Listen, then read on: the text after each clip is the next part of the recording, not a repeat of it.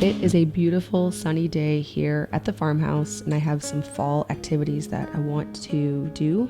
The first one is to roast this pumpkin and put it in jars to make some delicious pumpkin treats later.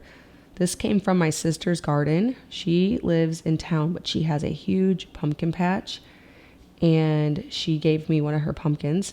So we just cut it in half, roasted it in the oven till it was soft, scooped it out, blended it, and ended up with quite a bit of pumpkin puree to do all kinds of delicious things with. I did have to add a bit of water to it to make it actually blend. Some pumpkins are a bit more watery. It also depends on how you cook it. So if you boil it, you won't have to add any water, but if you roast it, a lot of that moisture does go away. So you'll have to add a little bit of water to make it blend properly. I don't think we've had a proper rain since July, so this place is looking so incredibly dry.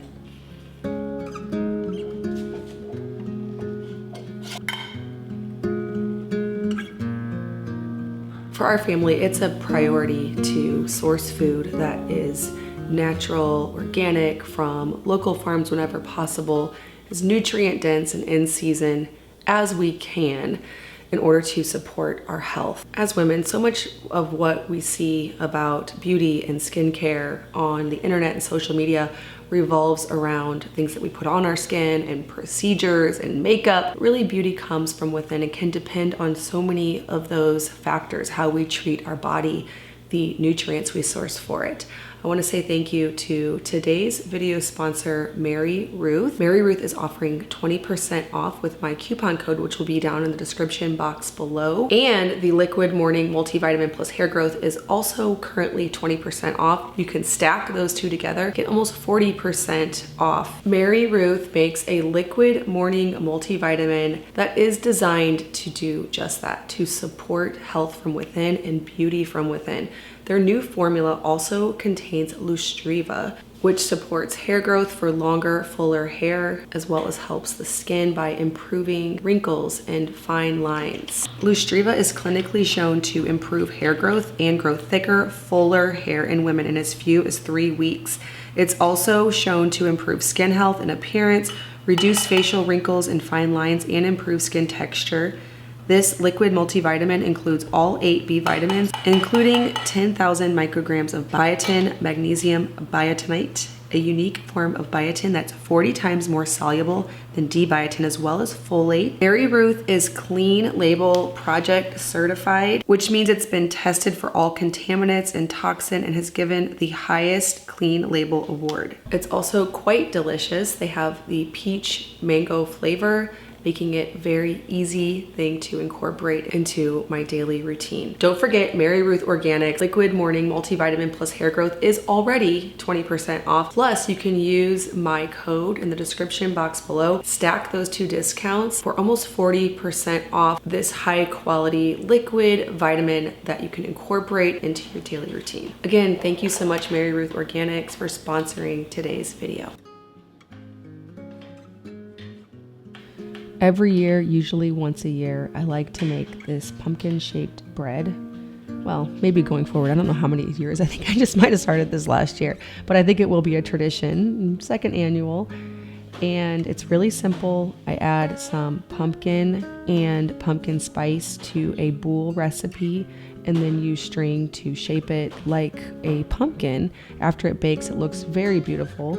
You could bring it to someone's house for a fall party or even for Thanksgiving. It tastes great toasted with butter or pumpkin butter or jam, French toast. It's very soft with the addition of the pumpkin, it makes it a much softer dough. Turns out quite delicious, a really great fall tradition. You can head over to farmhousehomeboon.com and search pumpkin. I have the printable recipe over there.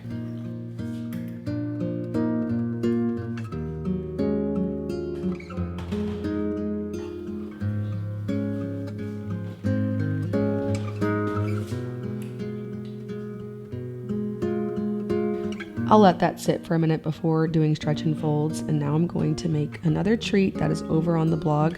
This is a new recipe on the blog for a pumpkin spice latte syrup that you can make a bunch up ahead of time and then use it all throughout the coming week to make iced pumpkin spice lattes or hot pumpkin spice lattes.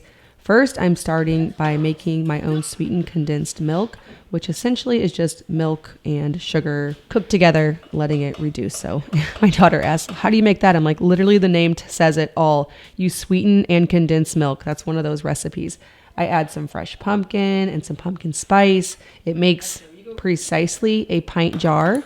This particular recipe I have on the blog so that you can use it all throughout the week. My daughters and I are going to all enjoy some pumpkin spice lattes this afternoon.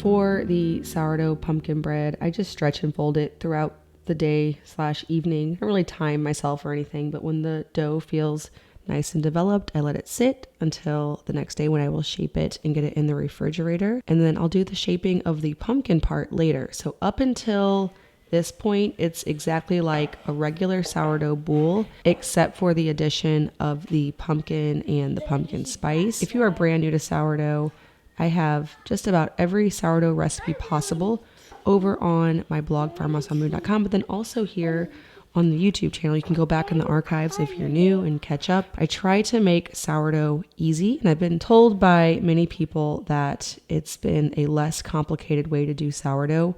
So many people have told me I was intimidated by sourdough until I learned it from you. So that's a very high compliment because that is what I'm trying to achieve.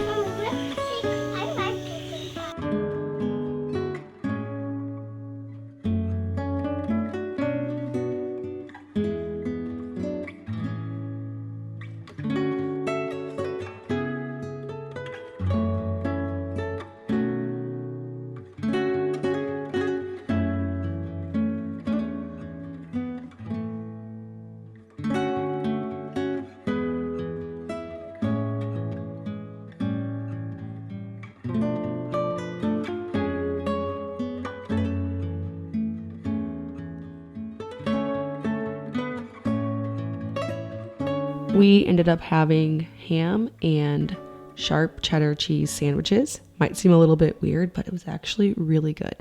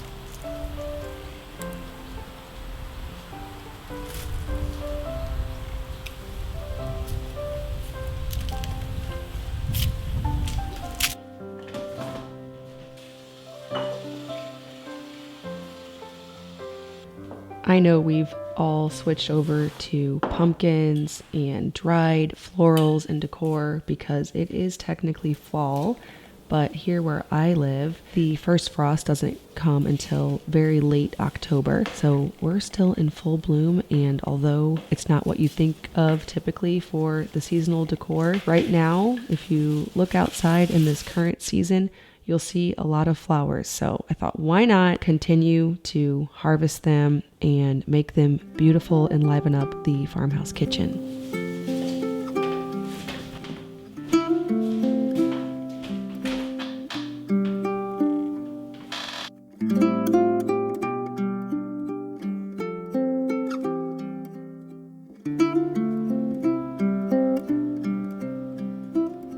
One of my favorite ways to preserve food is by fermenting them. This not only allows them to be preserved for short to long term, so not years like canning where you remove all of the bacteria and oxygen and seal them. This will mostly just get you through the winter with your vegetables by providing an environment where the good bacteria will grow that's already on the vegetable and protect it for about 6 months or so. So we'll have no trouble going through this throughout the winter. One of my favorite things to ferment is jalapenos because they taste so good on tacos and chili all throughout the winter. It gives a nice, crisp, zesty, spicy kick to our dishes. Now, not all my kids will eat them. Some of them will. Some of them will only do like sauerkraut, but not something as spicy as jalapenos. Luke and I, of course, love them, and it couldn't be simpler. You pack them into a jar and add salty water, essentially. I do have the exact amounts over on the blog. If you go over there and search fermented vegetables, or you just search jalapenos specifically, I have that post on there. I also have a post for fermented salsa, which I am doing here as well because we have a bunch of tomatoes. I also had some cilantro in the fridge, and so I threw together a salsa.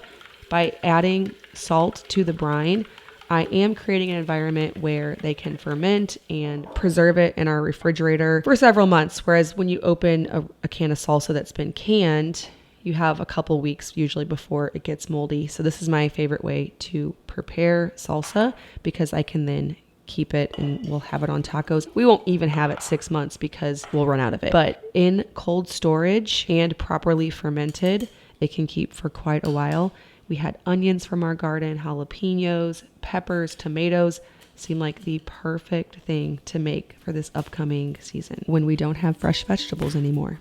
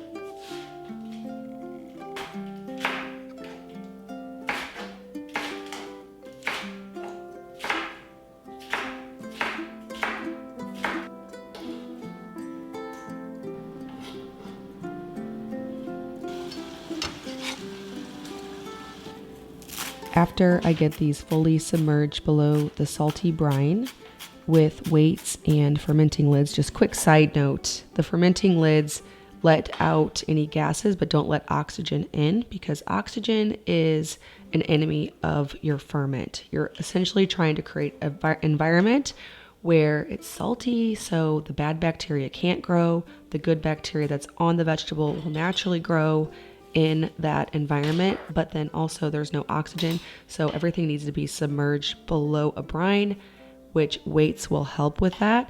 And then the proper lid will keep oxygen from getting in, but gases can still escape. Now, you don't have to have fermenting lids, but if you don't have them, you would have to put a tight lid on and then burp it really regularly so that way the gases don't build up and it doesn't pop open. Like what happened with when I talk about making water kefir and any ferment where naturally gases are made. Anyways, after I get them all submerged, I will sit them in my pantry to leave them undisturbed for about 3 days for the salsa, and I'll leave the jalapenos out for about a week.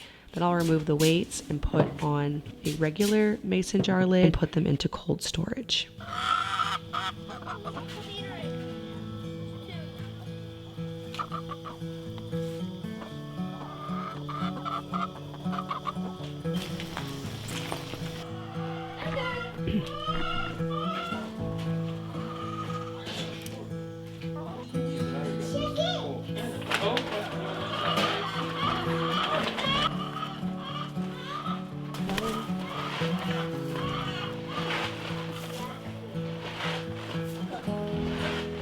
Now we have the makings here for pumpkin butter. So I have all of this pumpkin puree. We've been enjoying it with so many different things. We were at an apple orchard recently in our area and they were selling jars of pumpkin butter. I thought that looked really good. It sounded good. So I just searched a recipe online and made it. It's really simple. It was just brown sugar, pumpkin puree, maple syrup, a little bit of apple cider and spices like cinnamon and pumpkin spice, and then just simmered and reduced down a bit.